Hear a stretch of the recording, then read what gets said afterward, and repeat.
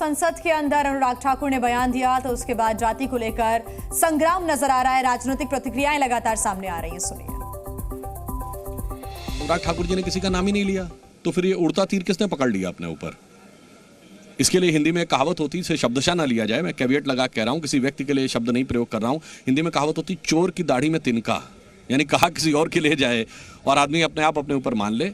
और मैं ये कहना चाहता हूं कि इंडी गठबंधन में भयंकर कंफ्यूजन नजर आ रहा है इस मुद्दे पे।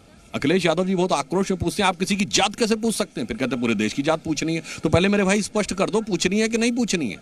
और राहुल गांधी जी कहते हैं हम जनगणना करा के रहेंगे। दूसरी तरफ कहते थे बिहार में जो कास्ट सर्वे हुआ था, जनगणना नहीं वो तो हमने कराया, तेजस्वी यादव जी से बयान दिलवा दें कि कांग्रेस ने कहने किया। और फिर आपकी जहां सत्ता है वहां क्यों नहीं करवाने? करवाइए हिमाचल में, करवाइए तेलंगाना में।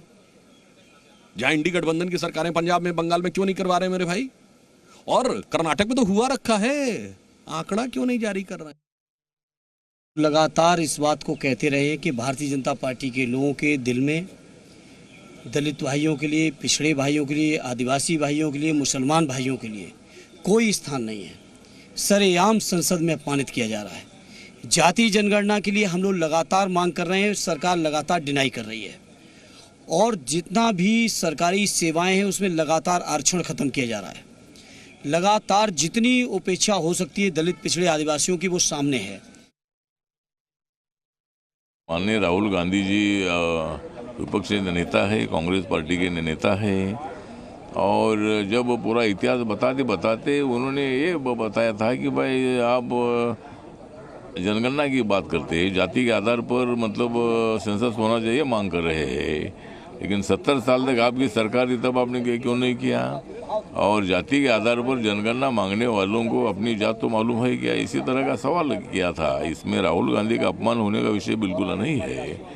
लेकिन कांग्रेस पार्टी और अपोजिशन को कोई ना कोई तो विषय लगता ही है उनको कामकाज रोकने के लिए। राहुल जी को नहीं पता होता वो क्या बोल रहे हैं। पहले वो खुद मुद्दा उठाते हैं और जब उसका जवाब कोई दे तो वो कहते हैं कि उन पर हमला किया। तो ये इस प्रकार की बात नहीं है। अगर आप ऐसा विषय उठाए नहीं जो कंट्रोवर्शियल हो। और जात की बात कौन उठाता है? कास्ट की बात किसने उठाई? संसद में पहली बार राहुल जी ने उठाई और हमारी तरफ से उसका जवाब दिया गया।